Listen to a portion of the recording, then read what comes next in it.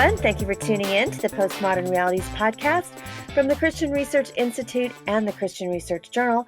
I'm Melanie Cogdill, managing editor of the Christian Research Journal.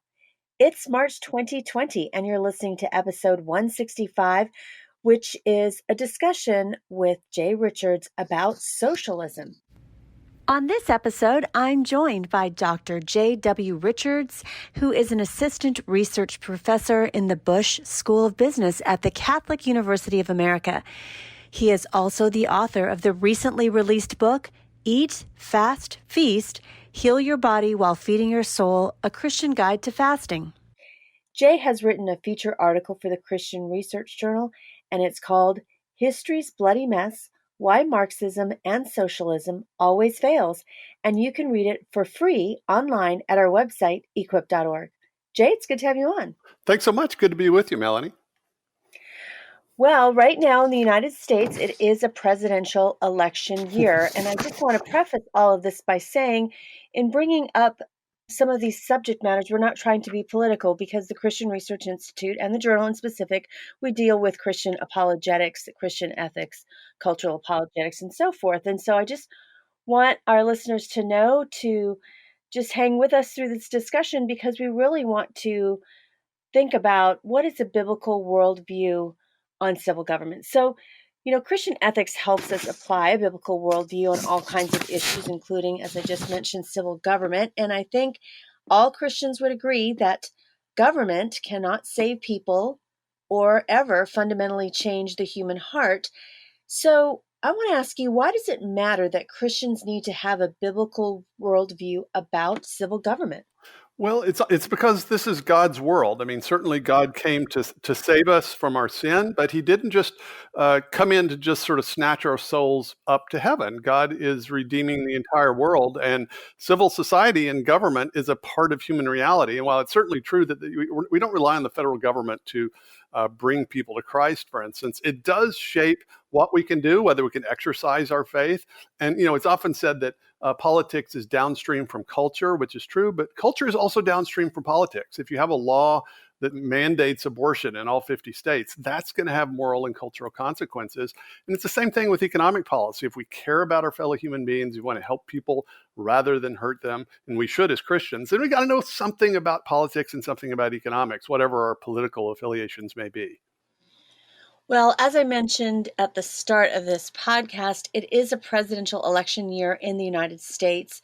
And so right now in the media, we're hearing this term socialism, which is part of our discussion today, and it's being used quite a bit in the public square. And so, some social scientists will say that the word socialism can mean different things to different groups. And as a matter of fact, I was listening to NPR recently, and they were asking a social scientist about it and what in specific, currently, I don't know what will happen where it's March 2020. There is a candidate, Bernie Sanders, he's still running right now, and he talks about democratic socialism. And this social scientist was saying that he's referring to, or she thinks he's referring to FDR's vision and his New Deal programs in the United States. If people will recall, that was in the 1930s for recovery from the economic catastrophe of the Great Depression.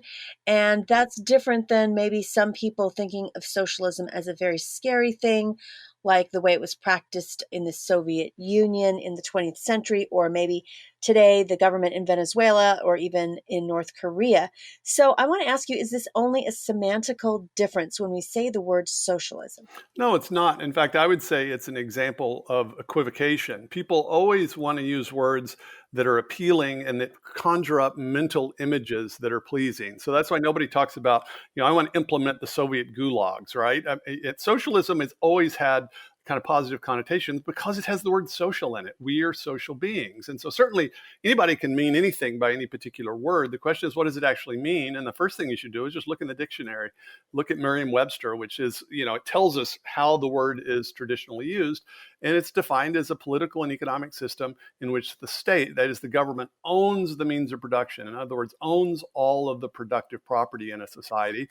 The second definition is a society in which private property is is abolished. That's just what the word means. Now, whether Bernie Sanders means that or not, I think it's a complicated question. I don't think he just means FDR's social welfare programs, because if he did, there wouldn't be anything for him to do, because we have all those programs. We have Medicare, we have Social Security, and many of those things. Bernie Sanders, in contrast, he actually calls for the nationalization of the banks. He calls for the nationalization of the energy sector. So at least to that degree, he is socialist. If a political candidate or a person wants to nationalize, that is, take something that's in the private sector and put it under the control of the government, then that person is to that degree socialist. Now, there is a difference between the kind of Marxist Soviet-style socialism that we had in the Soviet Union, or that you have in the People's Republic of China, and that those were implemented initially by violent revolution, which is in accord with Marxist theory.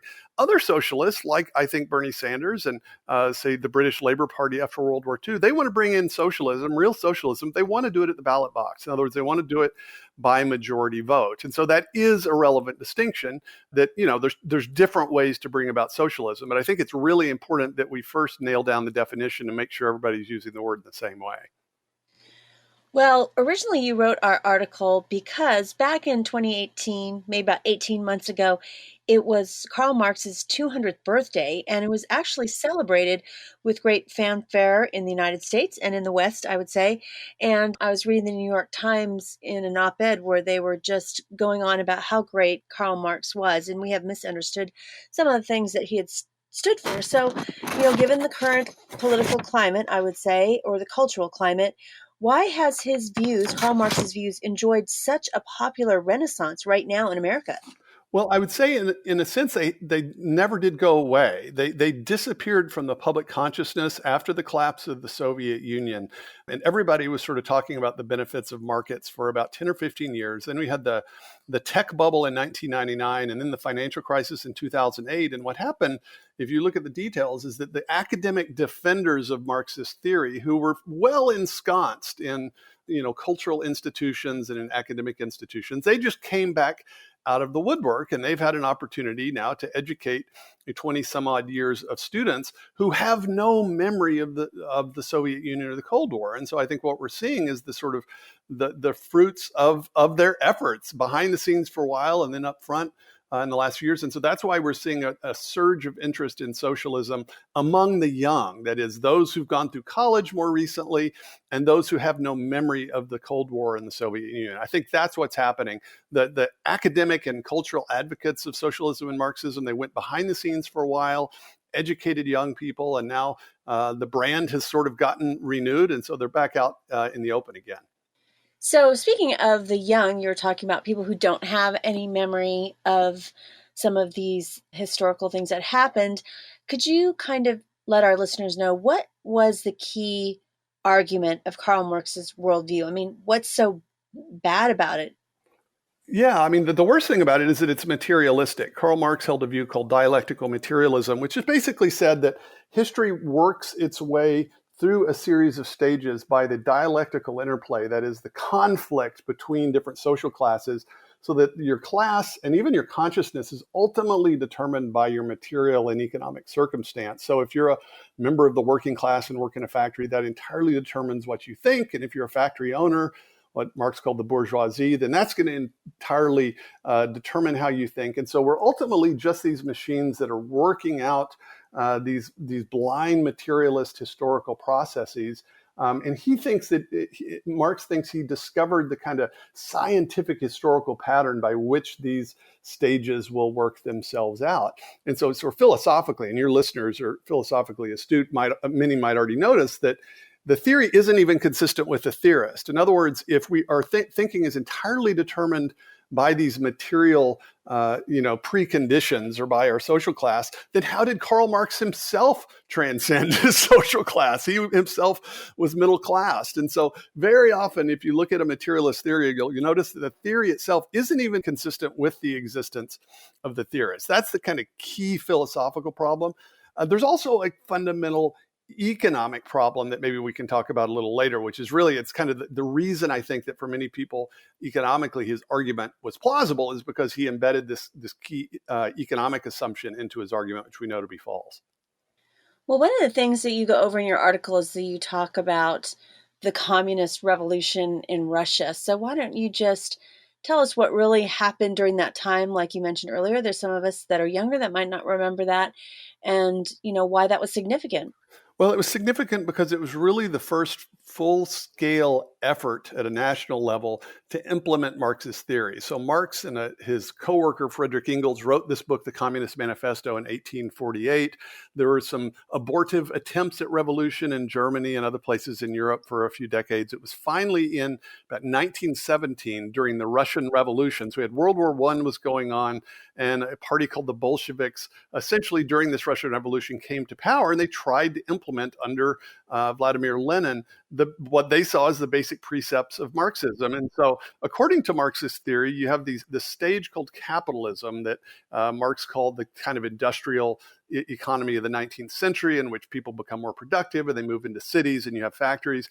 And then that eventually collapses and it gives rise to a stage called socialism, where the people confiscate the means of production. In other words, they kill all the owners, and then the state owns everything on behalf of the people. And then you have this socialist stage, which for Marxist theory is temporary. And so that was what you had first in Russia, and then the surrounding countries, which then later became a part of the Union of Soviet Socialist Republics, the USSR, which were quite self-consciously Marxist and socialist. And the idea was that we're going to implement socialism, and this will last for a few decades, and then eventually a new so-called socialist man will emerge, a new human nature, and then the state will wither away. Socialism will wither away, and you'll get this communist utopia where you need no government, there's no want, everyone sort of is able to do whatever he or she wants to do. That's the communist utopia that they're looking forward to. And so it had to come through socialism. Okay, that's a nice theory, but if you actually look at the details, by 1919, Lenin realized socialism was a disaster. Millions of peasants were dying because they had nationalized all the farms and basically said the peasants are going to work, and then we're going to just pay them a fixed amount, and their work is not going to, and salary aren't going to be connected in any way. Millions of people started starving. And so Lenin himself had to implement prices and market reforms. And so the Soviet Union languished for decades trying to make this work. It was an utter catastrophe. Tens of millions of people died. And in the meantime, that was just the Soviet Union. So maybe conservative estimates are that 20 million people died in the Soviet Union, not as a result of World War I or World War II, but as a result of that is at the hands of their own government. The Communist Revolution in China, which started in 1948, probably 65 million people died as a result of this experiment. And then you just kind of go down the list of countries, Cambodia and Vietnam, the Eastern European countries, something like 100 million people died at the hands of communist governments during the 20th century as a result of this experiment. So my argument would be, look, whatever you might think about the theory, look at how it actually worked out in practice. There's never been a more deadly idea. But what about the people who would say, you know, some of that was recognized, for example, in China, that the revolution that Mao brought about wasn't really what they thought it was. And so they have had this new way of doing basically capitalist kind of business, but then that's separate from how the government runs things in the Communist Party. So in other words, what about the people who say, but they're so prosperous? I mean, look at cities like Beijing and Shanghai, and they're recruiting American professors to work there, and it's like living in New York City, and there's lower crime, and people are millionaires. I mean, what about that?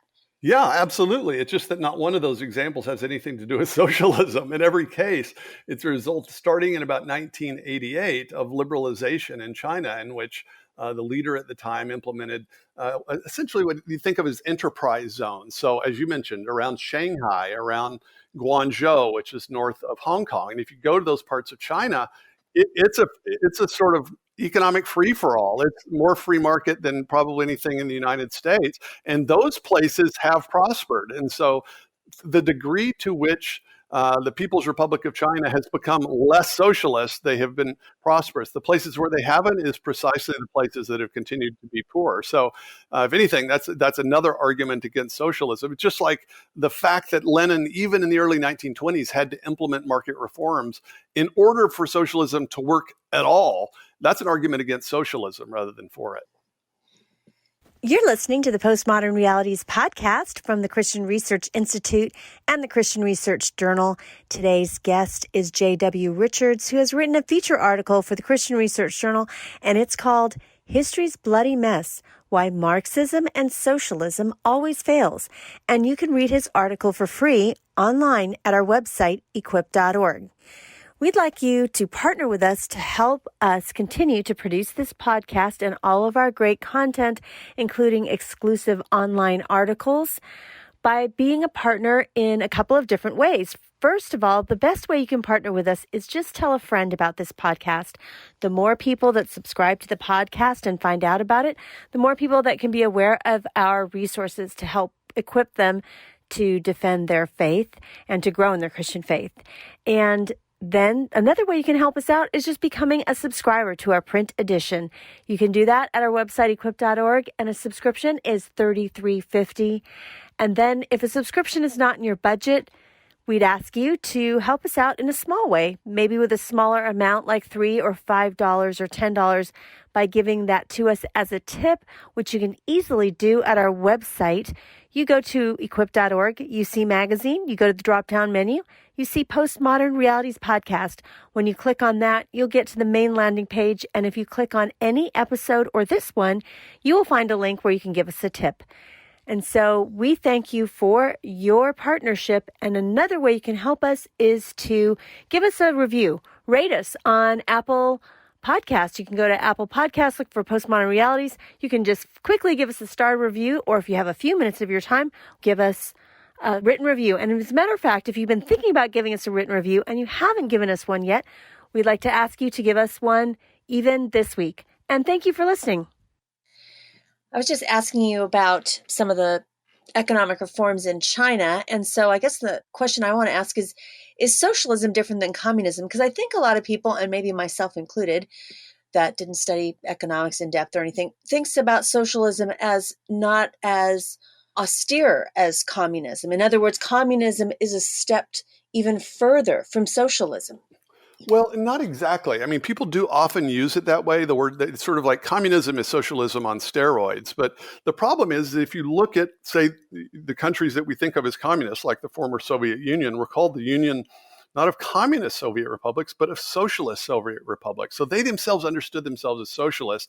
The reason they were also communists is because they had a communist aspiration. So in other words, what communism is, that's the end point, the kind of utopia that Marxist experiments are hoping to get to. It's just that they never actually do that. And so very often we'll just kind of use communism to refer to these violent Marxist experiments. But there never actually has been a communist society because they always get stuck in socialism. Now, I do think there's a distinction between revolutionary socialism like you had in the Soviet Union or the People's Republic of China, and the kind of democratic socialism that you had, for instance, after World War II in the UK or in some of the Scandinavian countries in the early 1970s, where people adopted and voted for socialist candidates and implemented certain types of socialist policies. Those are obviously less deadly, and it's a lot easier to reverse those, which is what always happens when countries tend to do that, than you have under violent revolution. So I think the real distinction would just be between violent socialist revolution and nonviolent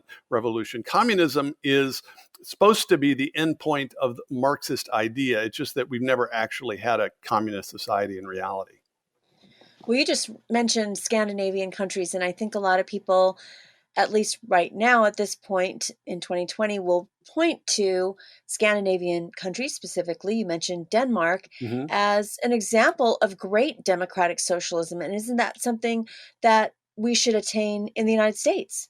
Well, it's a misnomer, though. So the Scandinavian countries all tried democratic socialism in the 1970s. And if you look at their economies, they tanked. And so the Sweden, for instance, I think in the 1970s at one point, the government owned about half of industry. So in other words, it had nationalized about half of all the jobs in the country, and it was an economic disaster. And so for a decade and a half or more, these countries have been reversing that. And so if you look at the index of economic freedom today, in 2020, you'll notice all the Scandinavian countries are very high on the index of economic freedom. Some of them, some years, even rank above the United States. So it's really a myth that these are still socialist countries to any large extent. And in fact, it's easier in some of these countries to start a business. Denmark, for instance, it doesn't even have a minimum wage laws. And so, yeah, they do have large sort of social welfare states. You could say that. That's absolutely true, but that comes from large taxes. It doesn't come from socialism. And so in Sweden, for instance, less than 15% of the economy now is actually owned by the government. So they've been moving in the other direction for a long time. So this idea that Scandinavia is a sort of socialist dream, it doesn't come from any actual knowledge of these countries. And in fact, the prime minister of Denmark a few years ago, actually, it was when Bernie Sanders was running for president in 2016. The president of Denmark, actually, he came out and said, look, we don't have a socialist country. We have a market economy in Denmark. And so we sort of leave it at that. But people's sort of visions of what's actually happening in Scandinavia is quite different from the reality. Well, and I think what is contrasted to the ideas of socialism and communism always is capitalism. So I want to ask you about that. What about that specific word, capitalism, and where did it come from? Because I think people tend to think that capitalism is not caring towards the community, towards the individual, especially people who are in marginalized communities where there isn't a lot of economic opportunity or education. Yeah, and so what's funny is most people don't realize the word capitalism was actually popularized by Karl Marx himself. If you read, say, Adam Smith's Wealth of Nations, who's sort of the father of modern economics in 1776, he doesn't use or even know the word capitalism. And so it was actually a pejorative word from the very beginning. And unfortunately, we've kind of gotten stuck with it. For Marx, Marx thought the system was intrinsically exploitive. In other words, by definition, if you have an owner and you have people working for that owner in a factory, they're getting exploited. But the reality is all you have to do is just look at the evidence. Look at those countries that have the most economic freedom and then compare how do, say, the lowest 20% of that population fare in countries that enjoy economic freedom compared to countries that don't. Now, I'm the first one to admit there's no economic system that's going to bring perfect utopia or give us all everything that we want to. So what we have to do is we have to compare the live alternatives. And my argument would be based on the evidence. What we know is that systems that have private property, limited government, rule of law, and then a lot of economic freedom on top of that, people just tend to do better. People on average and actually lower income people are much more likely to do better than countries that are different. And so that's why, for instance, if you look at immigration patterns, people will risk their lives to get into countries that have a lot of economic freedom. People risk their lives to get out of countries that don't. I think that in some ways is the strongest testimony as you could possibly have about the actual benefits of market economies for the poor. Well, you did write, before that, you wrote another article for us about just a kind of a hermeneutics article that we had asking you about the book of Acts, because I think there's some Christians that would point to this idea of Christians living in community in the early church and, wondering if that was some kind of example of communism or socialism because they were selling their property and donating it to the church and, well, except for Ananias and Sapphira, but besides them, they were donating this and everybody was sharing with one another as there were needs that were arising. So isn't that what our government should be more like? Well, I always get this question, Melanie, and the reason is because we, again, aren't sort of being careful about our definitions. So remember, if we're talking about socialism, under socialism, the government owns the means of production. It abolishes private property. But of course, the government's not even in the picture in the early chapters of Acts. The centurions are not, breaking down doors and taking people's possessions. What's happening is sharing, and sharing is not socialism or communism. I share with my children, and my wife and I share our possessions. But we don't have a little socialist commune here. That's appropriate for family relationships. And then what was happening in the book of Acts, if folks remember, is that the Jews had come from around the Roman world, many speaking different languages, descended upon Jerusalem during Pentecost, and then the Holy Spirit descended and thousands of them became Christians all at once.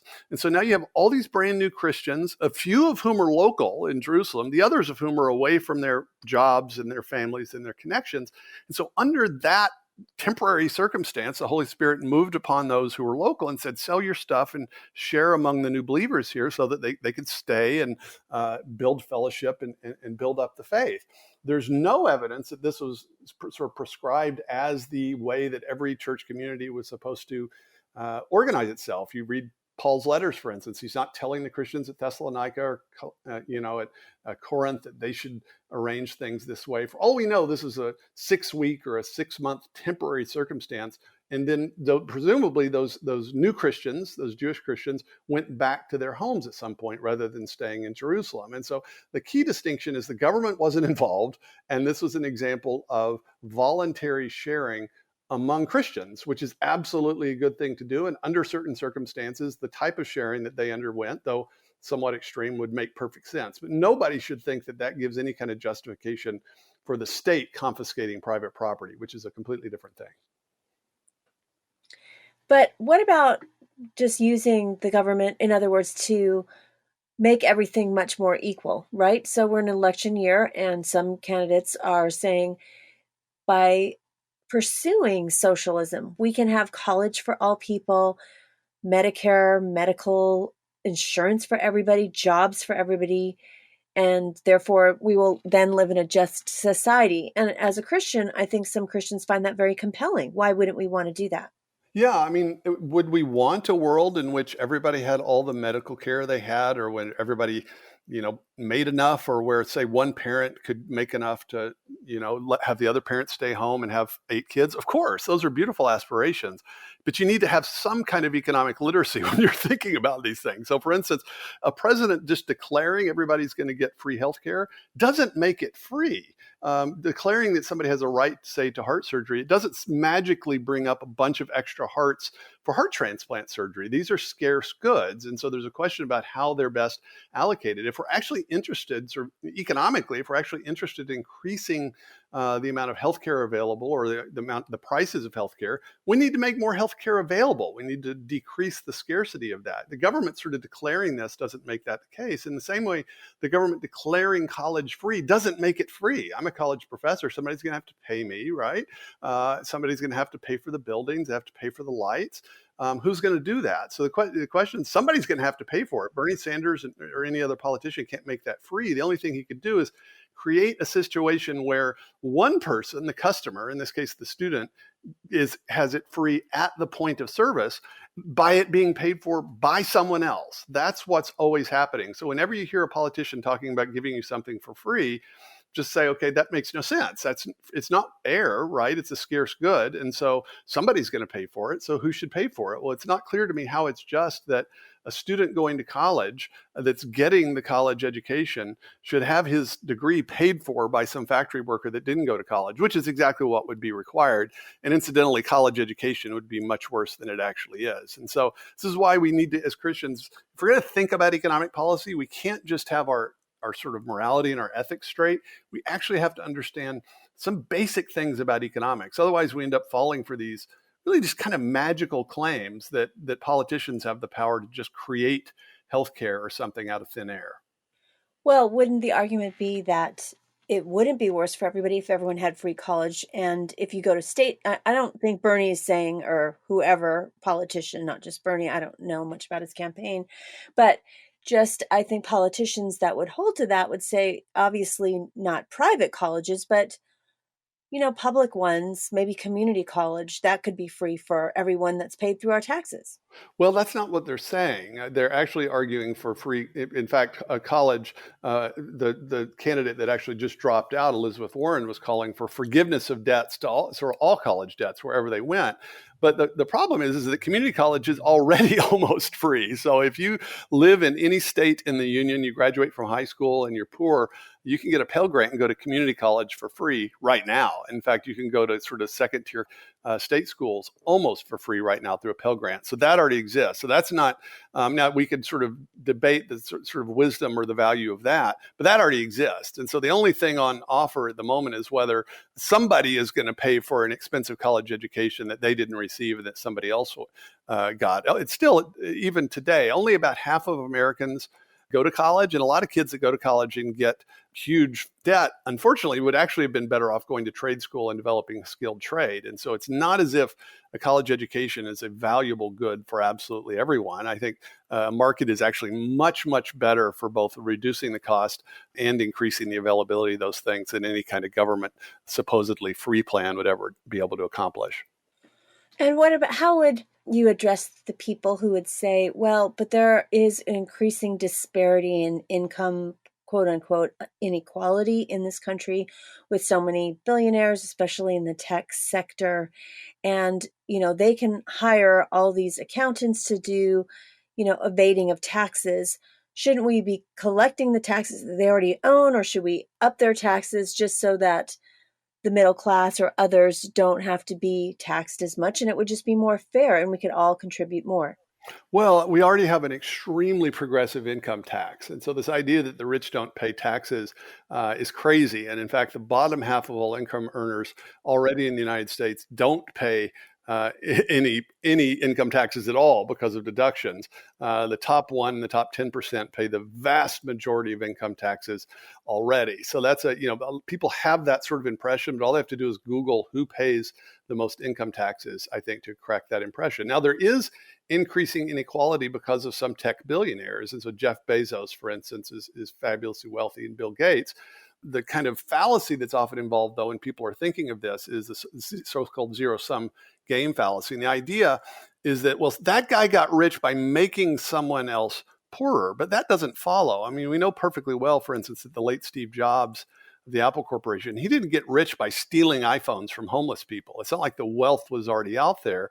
In a law-abiding country in which people's gains are not ill-gotten, say from theft, their wealth is primarily a function of the fact that they figured out a way to provide things for people. And so maybe people don't like Jeff Bezos, but he's an incredible businessman that's created a business model in which a lot of people participate in.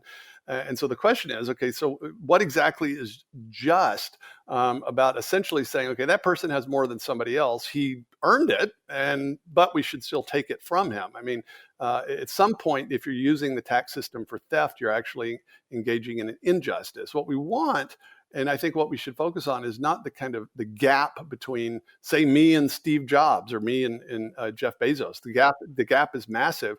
It's not a morally problematic gap. The problem would be, say, the gap between me and my income and someone who is barely scraping by, right? But the problem there is not the gap between our incomes. The problem is that somebody else is barely scraping by. And so the real moral question, I think, should always be, okay, do we have a system in which people who are poor can, through their own effort, actually work themselves out of poverty or not? So in other words, the problem is not a gap between incomes or some guy being richer than someone else. The problem is actual poverty. And for that, you have to focus on what's called the mobility of incomes, or people able to actually move in and out of different income tax brackets. And people do that if you actually look at what happens for most people over time. I don't think it happens enough. So what's the kind of best solution for that? Well, the best solution for that is an economy that's creating lots of jobs. Well, I would like to know, why does it seem like socialism never seems to die? In other words, it seems like it's gone through these various cycles, but here again it is, and it's being glamorized at the moment. And also, just as we've talked through all of these things, I think there's some Christians wondering, well, there are other Christians out there that are evangelicals who would call themselves socialists, maybe even evangelical theologians. And so Mm-hmm.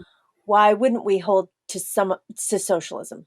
Well, I would say that the first part of the question is, okay, why is this reemerging? And I do think it's because socialism has always had a good branding that, say, Nazism, which, by the way, stands for National Socialism, does not. Nobody ever says, well, National Nazism hasn't really ever been tried. Like socialism always sort of gets that sort of favor. I think it's because socialism appeals to people's moral intuitions about equality. And so if you think a just society requires equality of outcomes, so not just equal treatment before the law, but this idea that everybody should have basically the same amount of stuff, if that sort of appeals to you and you think socialism will give you that, then I think people can be led astray. Now, my argument would be, look, that's not what socialism has ever done. Wherever it's tried, what you get is a very, very small wealthy elite and then widespread poverty. And so in the claim of equality, you actually get the kind of grotesque inequalities that you actually get under socialism.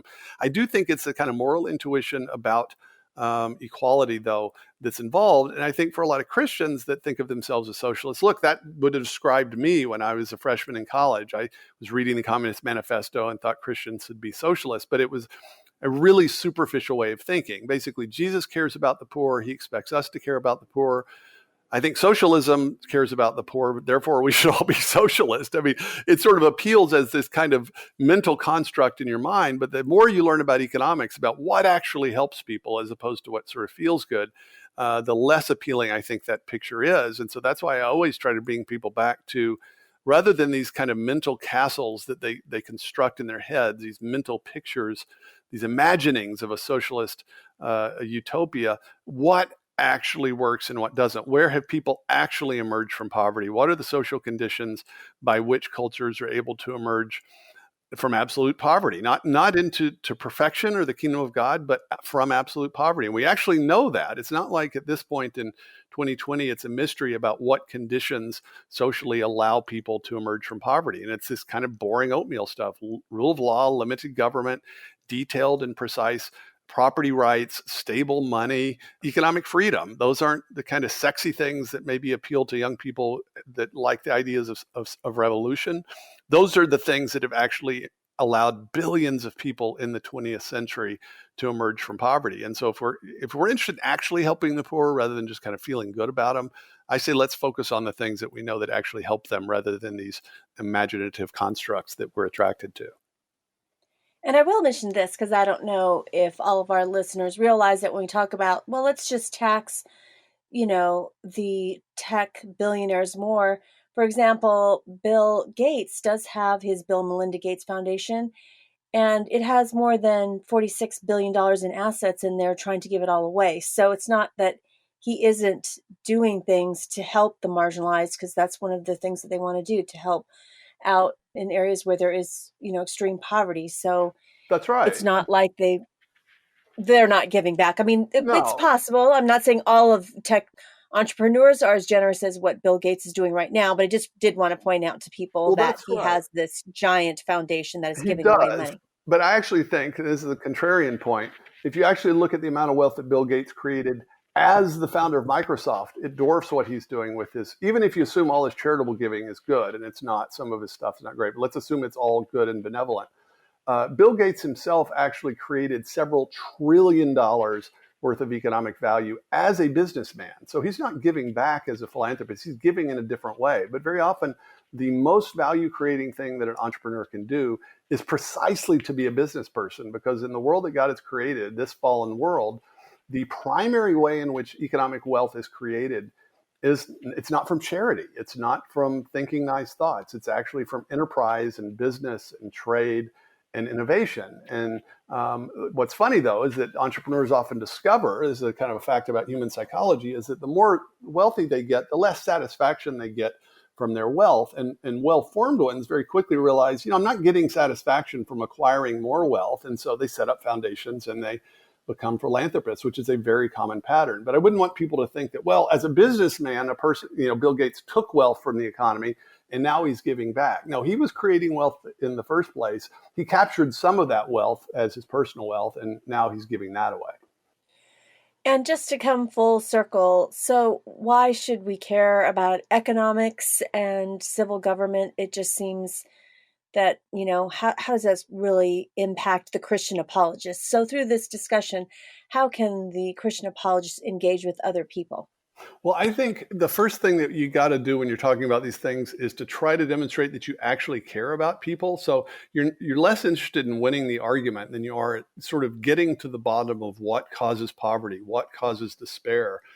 These are real human problems that I think God expects us to care about. But God told us to love him not just with our hearts, but with our minds. And so part of loving God with your mind is to say, okay, what is it, if we're worried about somebody's economic poverty, what are the things that cause people to be poor? And what are the things that allow them to lift themselves up or to, with help to be able to get out of poverty? The good news is that we know this stuff now. 200 years ago, we didn't really know the details about what works economically. Now it's something that we can learn. And I would say if Christians are going to have a voice in these debates and are going to have an informed voice that actually helps people, then we owe it to ourselves to just learn a little bit about these things so that our opinions will be well-formed rather than just going off half-cocked. And so finally, I want to end with some fun rapid-fire questions for Jay. So Jay, hot coffee, hot chocolate, or hot tea? Is it black or with cream in it? I would say However you like it. Probably if I have to do it black, I would say tea. If I get to put some milky stuff in it, then it would be coffee. And are you an introvert or extrovert? I'm mostly an extrovert, but my wife accuses me of becoming more of an introvert over time. And are you highly organized or go with the flow? I am mostly go with the flow, but I hate it. And so I constantly set up countermeasures to try to keep myself organized, but I'm not organized by nature, unfortunately. And would you rather do your own taxes or be seated on a jury? I would rather be seated on a jury for sure. And finally, you've just written a new book on fasting. Give listeners your 30-second elevator pitch about why Christians should fast. Christians should fast because I think it's the way that God designed our bodies. And if you look at the way Christians practiced eating, we always had periods of fasting and days of fasting followed by feasts. We have kept the feasts and mostly dropped the fast. And I think both spiritually and physically, we're better off as individuals and we're better off as the body of Christ if we reintroduce fasting into our spiritual disciplines. Well, thanks, Jay, for being a guest on the Postmodern Realities podcast. Great to be with you. You've been listening to the Postmodern Realities podcast from the Christian Research Institute and the Christian Research Journal. Today's guest has been Dr. J.W. Richards, who has written a feature article for the journal, and it's called History's Bloody Mess, Why Marxism and Socialism Always Fails. And you can read his article for free online at our website, equip.org. We'd like to hear from you, so connect with us on social media. Like the Bible Answer Man Facebook page and follow CRI, Christian Research Journal, Hank Hanegraaff, and the Bible Answer Man on Twitter. And please subscribe to the Bible Answer Man channel on YouTube. If you like this episode, please subscribe to the Postmodern Realities podcast on iTunes, and please rate and review our podcast. When you rate and review our podcast, it helps others see our content. And please share this episode on your social media accounts. Be sure you tune in daily to the Bible Answer Man broadcast hosted by CRI President Hank Hanegraaff, who answers your questions live on air. To ask Hank a question, call 888-ASK-HANK, Monday through Friday at 6 p.m. Eastern Time. In addition, head to iTunes and subscribe to Hank Unplugged, Hank's audio podcast. Follow Hank Off the Grid, where he has in-depth conversations with some of the brightest minds discussing topics you care about. So until our next Christian Research Journal author conversation, thanks for listening to the Postmodern Realities podcast.